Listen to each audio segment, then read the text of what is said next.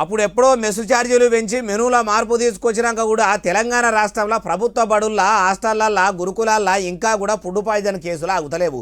సన్నబియ్యం సర్కారు కూడా పంపిస్తుంటే మరి ఎందుకు కూడు సక్కా పెడతలేరో మళ్ళీ ఫుడ్ పాయిజన్ అయ్యింది అయ్యే బాలన్నా అంటే అయ్యిద్ది. చూసినరా సర్కారు దవాఖానలో కడుపు నొప్పితోని బాధపడుతున్న ఈ బుడ్డపిల్లలంతా మంచిర్యాల జిల్లా బెల్లంపల్లిలో ఉన్న ప్రభుత్వ ఎస్సీ బాలికల గురుకులంలో కూడు చక్కగా పెట్టకపోయే వరకల్లా పోరగాళ్ళంతా కడుపు నొప్పితోని శాప పిల్లలు కొట్టుకున్నట్టే కొట్టుకుంటా బాధపడే కాడికి వచ్చిందట.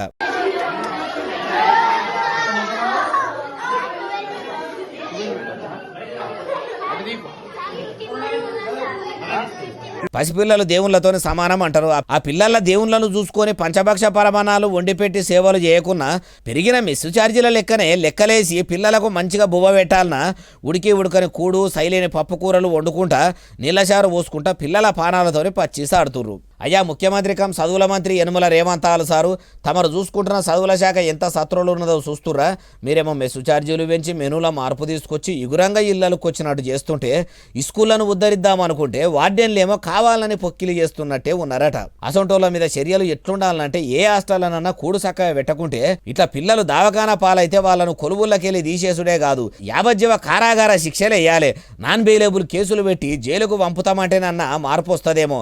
చదువుల మంత్రిగా ఉన్న మీరే పోలీసు మంత్రి కాబట్టి అసొంటి ఆలోచన చేసి ఎడ్యుకేషన్ డిపార్ట్మెంట్లో అట్లన్నా మార్పు తెచ్చే ప్రయత్నం చేయండి సార్ అంటుర్రు ఈ ముచ్చటిన్నోళ్ళు.